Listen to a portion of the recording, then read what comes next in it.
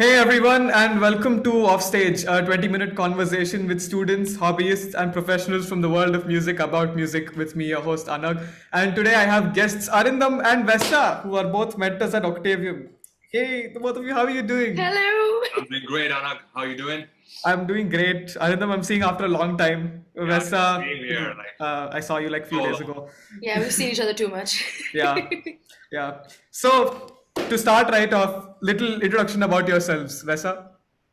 Oh, me first? Okay. Yeah. I am Wessa. I have been a musician since I was 3. I've studied in pretty much every style of vocals. I started with Hindustani classical, I dabbled in Carnatic, then I moved into Western classical, operatic study, jazz music, everything. I also studied composition. I am training to be a music therapist, and I am a teacher and a performer. Does that work? Yeah. Okay, Nice. great. And Thank you. Arindam? Well, yeah, I started. My first instrument was the tabla. So I started playing Oh. tabla when I was like 3, and obviously it was a very Hindustani classical environment at my place. So I was introduced to singing very early around like even when I couldn't talk, I used to sing. So like my mom would always make me sing. And so Right. that singing was always there. And I learned like music, all the Hindustani classical for 6 years. And then suddenly punk rock came to my ears and things changed. So I wanted to pick up the guitar and then, Yeah. I wanted to make a band. And then slowly, it went on. I made a lot of bands. I traveled across the country and Awesome. and all that kind of stuff. And ended up being a musician at the end of the day. Yeah. Nice. And I like all those posters in the background. Yeah. Yeah, like they are my inspirations. Like that. That's what Yeah. Man, both of you started at the age of 3. It's I know, right? really young. I didn't And- know that, Arindam. Oh, Yeah. same here, Wessa. Like this is the first time I also got to know that. Yeah. And I thought I started young. I started at 9. Oh no. Oh, you'll get there, Anagh. Yeah. I'll get that. There's nothing to get to. It's already over. Okay, so of course you just spoke about how you started so early. So I want to know why and how the both of you ended up taking up music and of course making it into your career now. Both of you are of course primarily vocalists. So I want to know why you guys and of course why and how you ended up being vocalists and picking vocals. And of course, as a lot of us know, the both of you also play guitars, Arindam, and piano primarily, Vesa, with also a little guitar. So I'd like to know how all of that came about. What piqued your interest in music, how you ended up in music, how you started vocals, and those instruments that I just mentioned. Who wants to go Oh, first? those are big questions. It's not big questions. It's just one very big question. No. Arindam, you go first. All right. So for me, so I'll answer it one by one. So how vocals came is like because mostly I would listen to stuff and I would be like, I need to sing. I need to sing and tell stuff to things to people.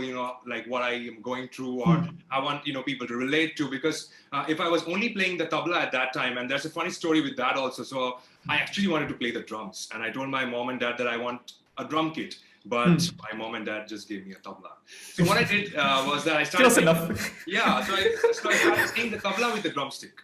So, Okay. so they understood that okay, this is gonna be terrible if we don't use the drum kit because Right. the tabla just lasted for 3 years because I just crashed the tabla with. Because you were playing Don't it like with it with drumsticks. sticks. Yeah, because How did it last 3 years is my question. so no, I mean I was not allowed to do that, but I would slowly do it. But one day I thought if this thing stays, nothing new is coming in. So I got to get done with this thing. So one day I really bashed the tabla off, and I said this is gone. And now I was introduced, as I told, I was introduced to punk music at a very young age by my grandfather, and then he would give me all those punk rock records that he would get from UK, and I would just listen to those vinyls, and those would like change my entire thing. But then again, I would go to school, and when you go to school, everybody can sing, right? So you're not a musician. You don't get a valid point that this person knows music. Yeah, you can sing. She can sing. He can sing. So I'm like, no, I seriously want to sing. Like I want to form a band in my school. So that's when the guitar came in because I wanted to learn an instrument and I want to play my songs and to show them that I was, musically out there. And then I would say, yeah, that's how I would say these instruments or these kind of things came in one by one. And later, obviously, music production came in, but that's a different story. Yes, we will get to that eventually. Yes, and Vesa. Wow, I'm sorry. In my head, I'm just imagining them going to town on a tabla with drumsticks. I can't. Just imagine. I'm gonna have dreams about this now. Mom, I want a drum kit. Mom, we have a drum kit at home. Oh my God. Okay, so me, I don't know. I have heard from my parents, from my mother, that I started singing before I could talk. That they had actually started my brother in vocal lessons first. He was around 7, and I was 1 year old, and they were like, maybe he can sing, and he was just so bad that shots fired. He was just so bad that I'd run into his classes and be like, no, like this. and then I started singing more, and I used to I think apparently I used to sing more than I would actually talk, so I used to use that as my method of communication.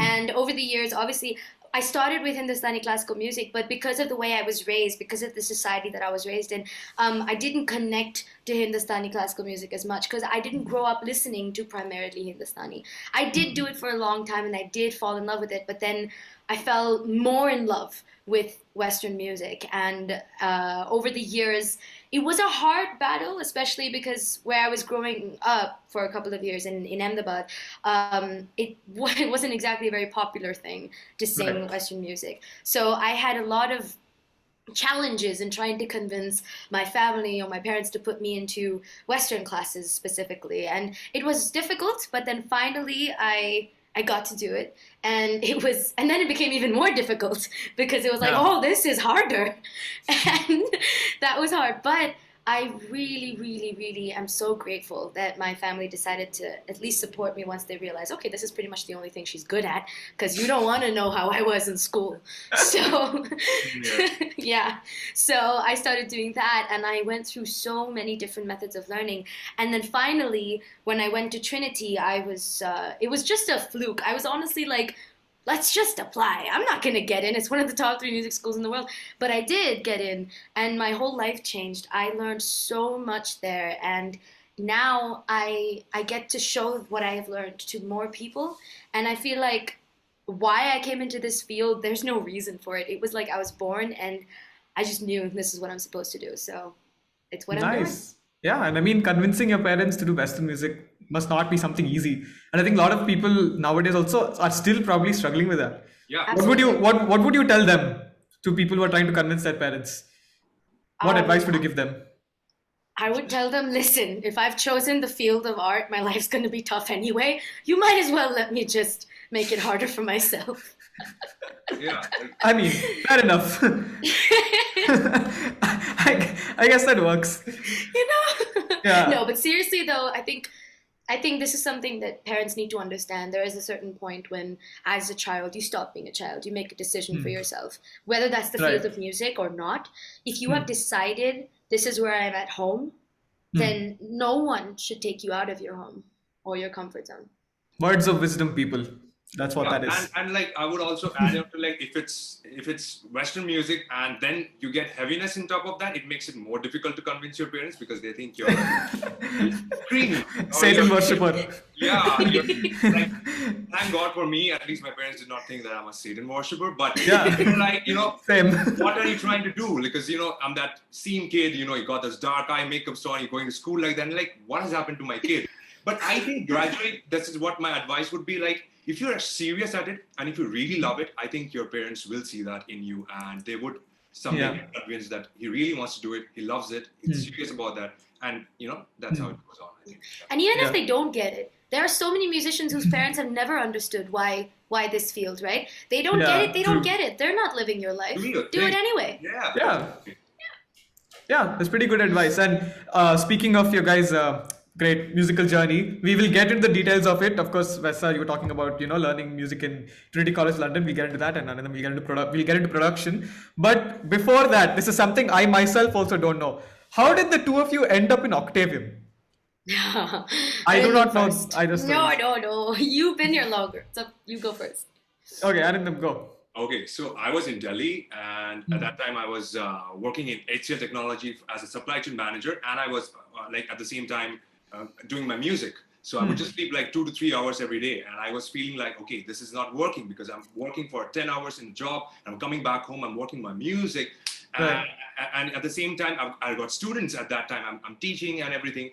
Then one of my friends called and told me that, you know, like, let's reform our old band and let's get back to Bangalore. So what I did, I convinced my bandmates, like, I don't know how I did, but I convinced my bandmates to all go to Bangalore and start off the band afresh over there. So now when I went to Bangalore, I did not want to work anymore at a I would say, industry or a sector that's against the music, or I wouldn't say against the music, but clashes with the music. That work doesn't go hand in hand. That's a totally different game altogether. So then I started looking for schools where I could teach with my previous, teaching experiences and all. And then I came across all the schools, but then nobody told me about Octavium. I just Googled, best schools in Bangalore. And luckily Octavium was the first one to come. Hey, let's go. Yeah, yay, Google. Exactly.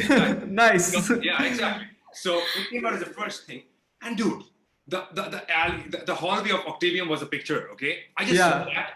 And it was the flooring, everything was wood and everything. And like, I don't know, something attracted me. Even I told it to Viku sir and Chigi ma'am also when I kind of met them. But that's the thing, like, it was wood, and I felt that this place resonates. It resonates good music, or I think it's somehow it's calling me. So I went there. And then I had my first day with Viku sir and Chiki ma'am, and it turned out that they're huge Porcupine Tree fans, just like me. And me. And they talked about taking you to the concert when Stephen Wilson was playing live. And then that's where it all connected. Then the moment I had a talk and the moment I stepped into the school, I just felt like I belonged there. And that's how I never looked back, never went for any other school, anything. And that's Octavium for, I guess it's going to be 3 years now or 4 years. Yeah, it's quite a wholesome story. Yeah, it just time fades out with all this pandemic thing. It's just going more faster, man. Yeah. That's how Octavium. I love Octavium. So Let's go. And of course, Wessa is a slightly newer mentor than Arindam. But I still want to hear your story also. I mean, I just celebrated my second anniversary two weeks ago at Octavium, and my story was a little bit harder because I think ever since I moved back to India, I hadn't realized just how different things were, and mostly because of the age factor. So when I came here, I was 19, and I had all this experience, this teaching experience, this, musical experience. But over here, I realized very quickly that people see your age first. They see your age, they see your gender, and then later they'll maybe think about your experience. So I started working at this other school first, and that's what made me realize just how difficult the field of music is, especially here. And I had a very tough time being taken seriously, being respected as a musician because I'm short and I'm small and I'm a woman and I was 19. Yeah, and it wasn't a great experience, which is this is an understatement. So when I quit the job, I felt very, very disheartened about the situation of music schools in Bangalore. I was like, okay, then where are they teaching the good music? And again, I found Octavium on Google. I found it. And just like Arindam, I saw the picture, and instantly I felt this energy from the pictures, from the way that Octavium looked, and I thought, this looks safe. And safety was a really, really big thing for me at the time. It always is, but at the time specifically because of my previous experience at the other school. And so when I came to visit Octavium, when I stepped in, I instantly felt safe. And then as we kept talking, as I met Viku, as I met Chandrika, I felt respected without them even knowing who I was. So Viku and Chiki did not look at me and see that I'm a small woman or that I'm 19. They saw me as a musician.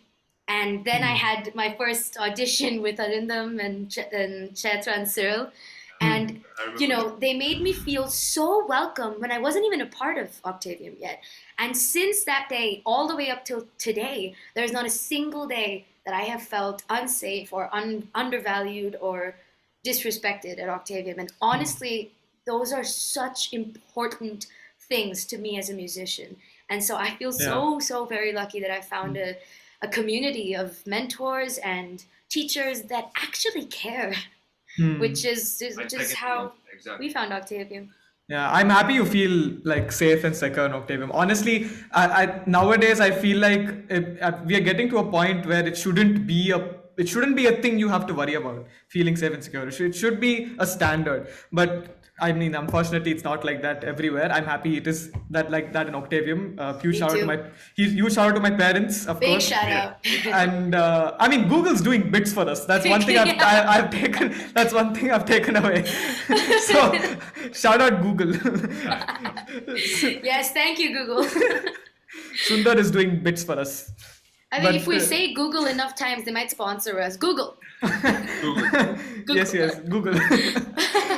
Okay, so now, of course, when you guys were talking about your music and you guys spoke about a little bit where Wessa, you told that you learned music formally in Trinity School of Music, which is a learning for music formally outside India. And I do want to get into that. First, I want to get into Arindam, who had also mentioned that you're into production and you mentioned your band. So I want to tell us a little bit about that band. I want to know about that band, the songs that you guys have released, what can we expect in the future from the band, and other than just the band, of course, you are a singer, you're a songwriter, you're a guitarist, you're a producer, you're a composer, you're so many things. So out of all those, what's your favorite, and why do you enjoy doing one of those things the most? That's also something I want to know. If you Good ask luck. if you ask me my favorite, it would always be like sitting somewhere and just playing my guitar and singing. That nothing tops that. Like it's just me in my room, just letting all that's in my heart. But Nice. But how production came into the thing is that Yeah. because there was a lot of third party thing happening. Like I would have an idea, I would go to some place to record it. I would have to get some person to produce it. I have to get some person to mix it. I have to get some person to master it. And all these things are happening. I'm like, well, that can be done with the final product. But what if I can do this all by myself? Because I really wanted to, at that moment of time, I had nobody. I was alone in Delhi and I really wanted to be that one-man army because I said, okay, if I'm not getting the people, if I'm not getting the right kind of people, then let me just do it all alone. So that's the step that came into production so that to become that one-man army. And now after 3-4 years, I realized that it just became like a standard for musicians that you should know the basic of production. You should be able to do it. Like the online movement happened with Instagram, Facebook, and YouTube just like popping up everywhere. And so I think I kind of felt it before, and that's how I kind of went for the production that, okay, I have this idea.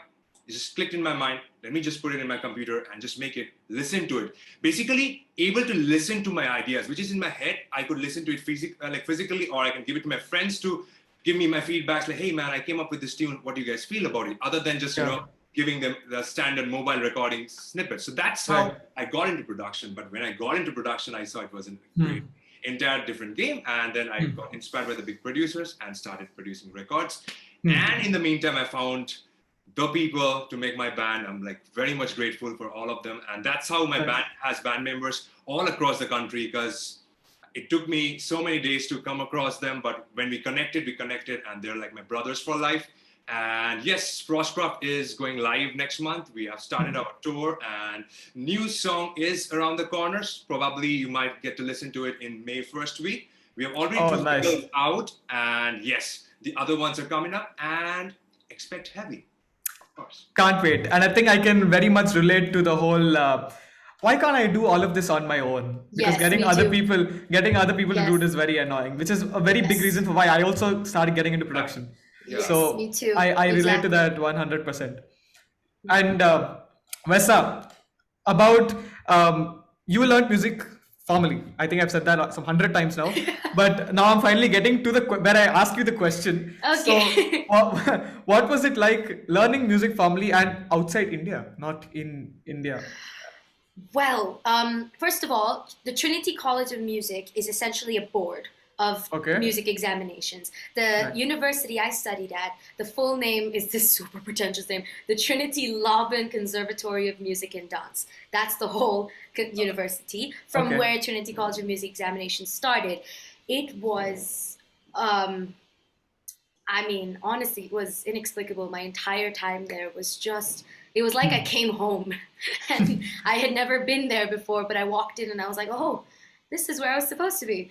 And I mean, I'm not saying that made it easy. I think that in a lot of ways, universities, especially music universities, are a lot like Camp Rock. It's all, what do you got? Until you show us what you got, we're all going to be sassy, you know? But in a very polite, passive-aggressive British way. So, so when I started at Trinity, I was the only Indian in my batch.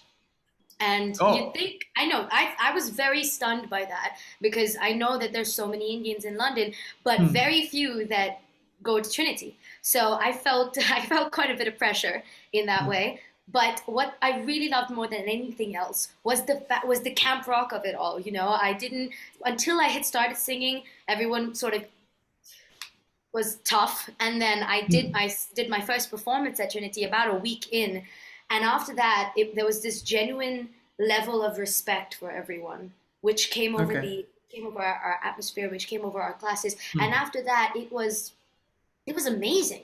It was just nonstop experiences of learning, of music, of community. I finally found a place where if I spoke in a certain way about music, they got it. You know, they wouldn't look at me like, what does that mean? They just get it. You know, and I don't know if you guys know what I mean, but you know, when being a musician, sometimes it can feel a bit alienating when you speak in a certain way, and when you understand music, when you see music in wavelengths in your eyes, and nobody else gets it, right? And then so when I went here and everyone got it, I mean, it was amazing. It was unbelievable. It was so hard. It was so hard, but so worth it. And I don't know, the curriculum is challenging, but once you find your instrument, I had 2 instruments, voice and piano. Once you find your instrument, it's the most amazing feeling in the world to get to be a part of something like that. So I think if there are people who are thinking of applying or joining a music university abroad, I think this is a pretty much good enough reason to say, okay, I think I'm going to do it if anyone is unsure about it. Yes, and you know what? Not just, you know, older people. Trinity has a junior program called Junior Trinity for younger students that they can go on the weekends, and then they can also go to school, and it immerses them into the university life a lot sooner than just, it's kind of like pre-university that you guys have in Bangalore. It's kind of like that. And so it's open to anyone. You don't have to wait until you're 18 or beyond. Awesome. I think that's pretty nice. I think we are coming in close to the end of the episode, or end of the timing of the episode. I don't want to keep it too long. So before I start closing it off, I want to mention 3 of us are working on something. Can't say too much about it yet. But we are working on something. It is, can I say it's an original? Yes, I'm going to say it's an original. It's I think when I ask the question only, I reveal it's an original. But it's an original, and I have no clue when it will come out. But the 3 of us are working on an original, and it will come out soon. Yes. And anything you want to add? You said, and what did you say? Oh no, I'm listening to Arindam. I thought he said something. All of us said something. Yeah, I just said keep an eye. Okay. I'm very, very excited about this. I'm so excited that I'm very terrified more than excited, but I cannot wait for you guys to hear what's going to come soon. Same here. Like, it's a new experience for me too, the project we are working on. That's all I want to say. That's something I've never done before, so it's pretty cool. It's fresh. Okay, so thank you guys for joining me in this episode of Offstage. This is episode 9, I believe. And as everyone knows, the 2 of you are mentors at Octavium. So if you are planning on joining vocals, you are likely to have either one of them as your mentors or any one of our other incredible mentors. And of course, Arindam also takes production classes with Octavium. I just remembered, everything that I have got to do with vocals is because of the 2 of you, and that's it.